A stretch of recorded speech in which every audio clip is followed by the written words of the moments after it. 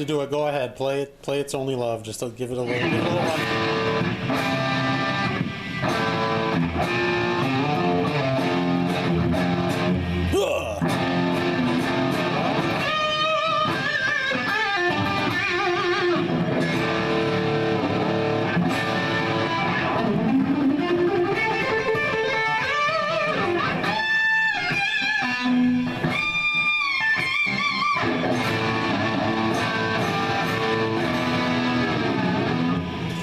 Too bad I don't have a red flannel. So, what's the serial number on this guitar? All right, this is 2556, so it's an So 83. it's about an 83 too, yeah. 83. It's all black. The neck is painted black. Everything's black. Black. And I should say, I just noodled on it before you did, and you said the word is exceptional, and it is. It's a great sounding, great playing guitar. It's got everything going for it. It's got a regular feel, like a regular Strat feeling neck. It's a bit flatter. It should have 3 pickups. I don't like a middle pickup. So you got a dummy in So there. there's just a cover. I did it hook up. This is a stock Jackson.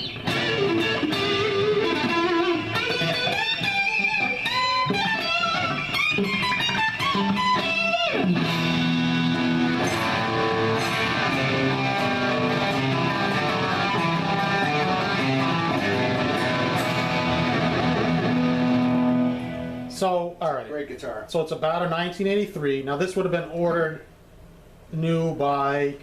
This was ordered new by Keith Scott Right. of Bryan Adams.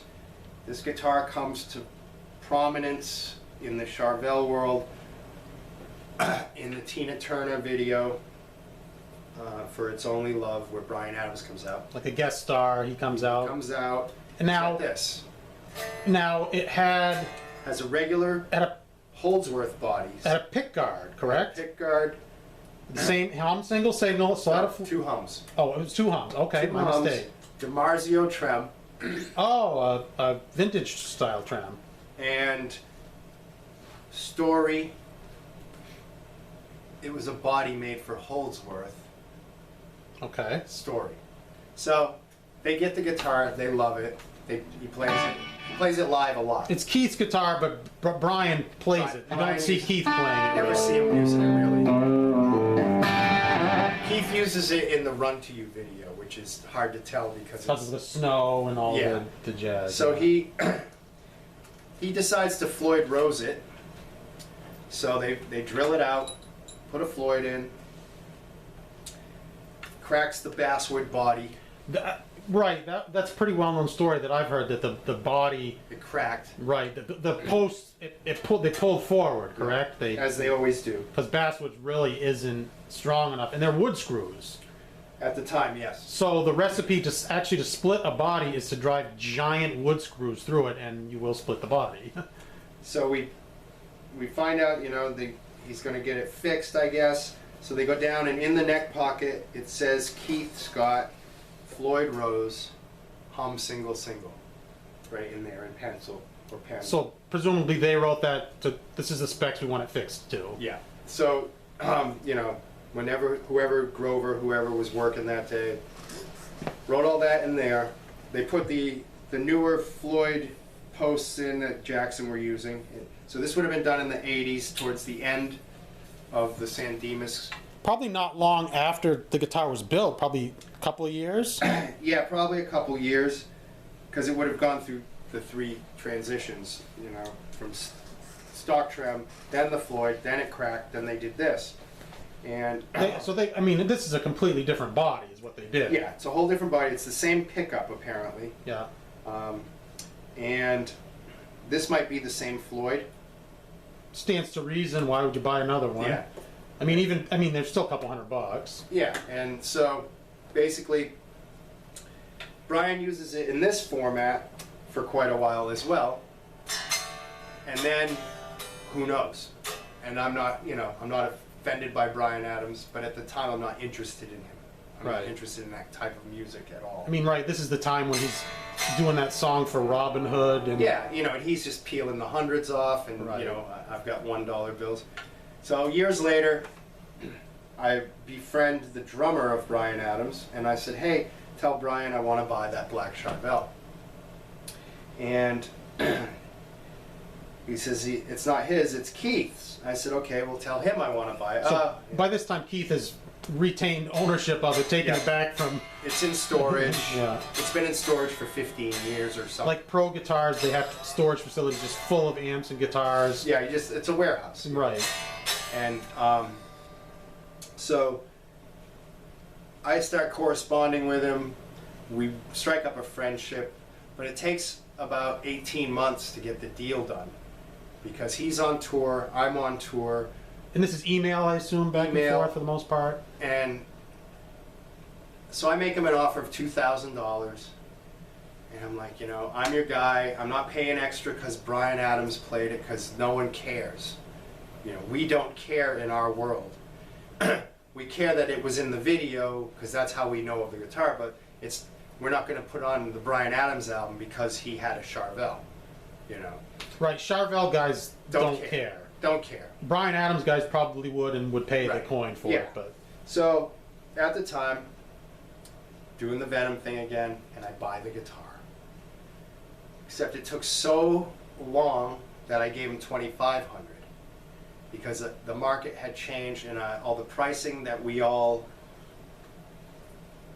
would conjure up between all 12 people who were interested at the time. You know, I felt it was only fair to not, you know, to give the guy a little extra money because it's worth more. I remember part of the story. The guitar wasn't really for sale, but he wanted you to have it. He's like, I'll sell it to you. Yeah, I don't want to put it on the market. You know, we both love Van Halen. We both love Holdsworth. We talk about John McLaughlin on the phone and trade transcriptions, and we just you guys hit it off. Yeah, we had a good rapport. So it's fair to say that if somebody else had come there, Joe Shit the Ragman, and offered him double, he would have been like, no. No, I don't need the money. It wasn't about the money. It wasn't about the money, and he didn't need the extra $500, but I felt it was the good gesture to pay him market value, which, you know, technically it's under market value because it's worth double that because of this association. And now, take out Bryan Adams, Keith Scott association, a Strat head Charvel in this configuration is worth double that. I hope. Probably $5-6 grand in its own. Add the Bryan Adams factor in. Now, if it's just my guitar and I've changed it, it's worth half. Sure. I mean, right. Being a rebodied guitar, it's I mean, essentially half a guitar. Yeah, exactly. And that was another thing I told him is, you know, you're selling me half a guitar, and it's not as Bryan Adams played it for the and you know, of course, I've since found photos of Bryan with this configuration. Yeah. I have photos of Keith playing it with David Bowie, you know, and when I got it, it had a piece of black electrical tape over the logo. Sure. And I told him, whatever you do, because I'd never seen the guitar, don't take the tape off, because you'll peel the logo.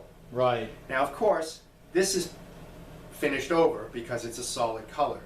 So the logo isn't like on a wood Charvel where it's just a raw logo. It's under the clear. It's under. So I peeled that thing off. I had alcohol and I was gingerly and it looked like actually he peeled it off.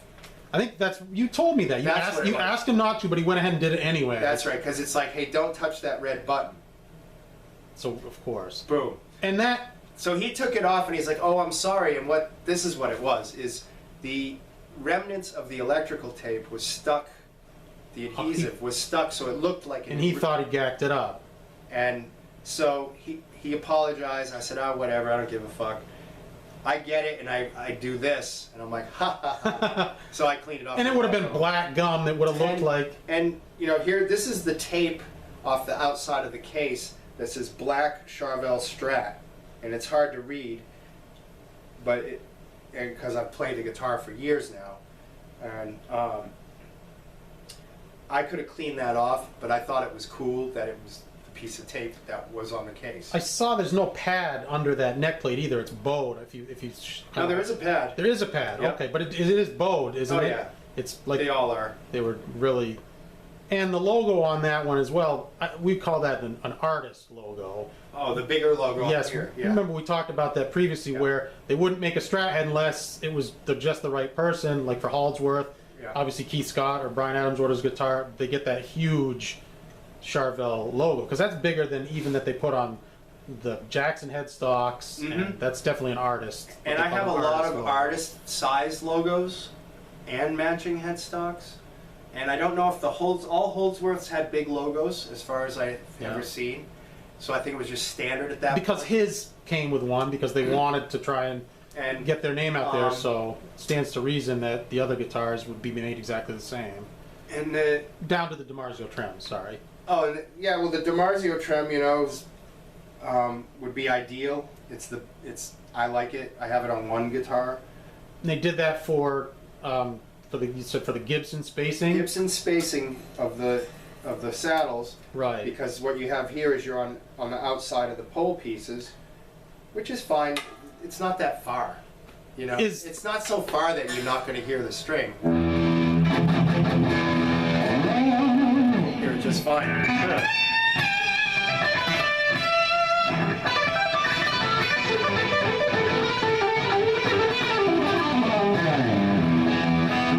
But now the guitar as it sits now, that is the original, at least to this body, that's the original pickup, that's the original neck pickup, and then the middle pickup I still you have it, yeah. but in the case that it came with. And we'll go up close.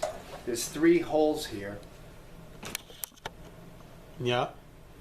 and I can't tell if I'm showing it or not, but What are those? they were bored in the studio, and there was a hacksaw. So they're working on another one of their multi-platinum hits, and he carves 3 holes in this. It's funny because, as a kid, a guitar is everything to you. It's like a priceless object, and to these guys, it's a tool. It's like a hammer to a carpenter. It matters nothing. And it does matter, but it doesn't. It's just like what, carving out under the bridge. Sure. Because I'm in a hurry. Well, they have guitars that matter, and then they have guitars like that's a workhorse that's... And they, guys like that they collect vintage. They have mint condition. Then they have touring vintage. Then they have stuff like this, which is just, Bryan would play it, Keith would play it. And I go to a gig, I meet Bryan, and I say, hey man, I bought your black Charvel. Well, actually Keith, but he goes, what, my Telecaster? And I was like, you're what? And apparently he had a Charvel Telecaster, a black one, and he gave it to somebody in Texas. So. No, it's not that one. No, it's not that, and it's not Neil Sean's. Is that Neil Sean's? No. Oh. No, Neil Sean's is in I know who owns that. He's big on Facebook. It's in Sweden or something. Oh, it's not. I thought doesn't Andy Kane have it? No, I think he sold it to this guy. Okay, all right, sorry, we digress. But so Bryan tells me about this Telly. I finally found a blurry photo of it, and it was a Telecaster with a Strat head neck. And it was a Charvel. You can see the logo. It's blurry, but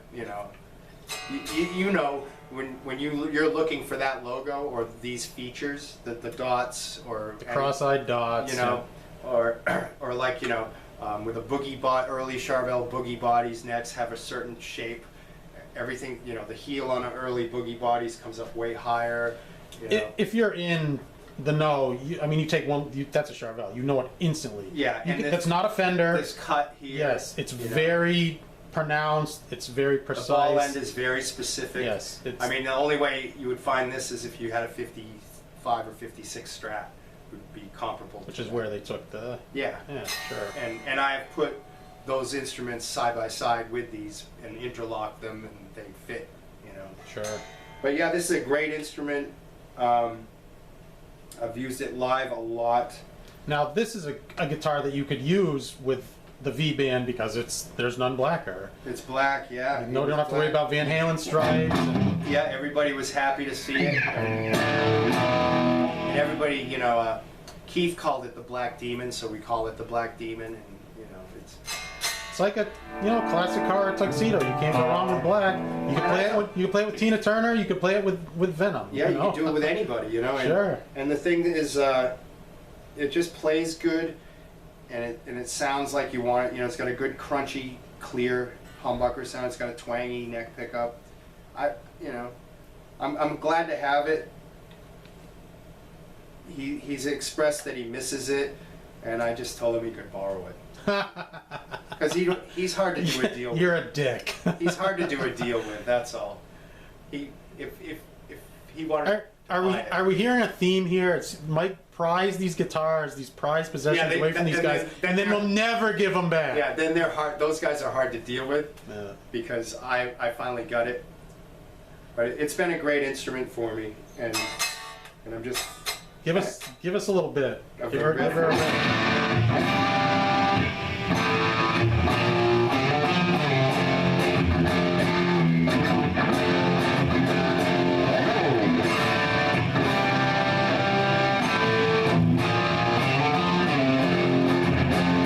see the slide. You told me a story. Sorry, I keep interrupting you. You told me a story where you played it, and Bryan Adams said, "No, don't play it like that. Yeah, you got to do this. Play it like this." Yeah, he actually showed me. Because I think I pulled off. He's like, "You got to slide it, man." And he's a great guitar player himself, so Yeah, he really is. And he's got a beautiful guitar collection. Great songwriter. I mean, the early Bryan Adams stuff, I love that stuff. The Run to You, the It's Only Love, the Cuts Like a Knife. Yep, all of that stuff. That was good stuff. Yeah, so that's it, Bryan Adams guitar. Awesome. Never to play pop music again. Awesome. Thanks. Just glad it works. Thanks for sharing, man.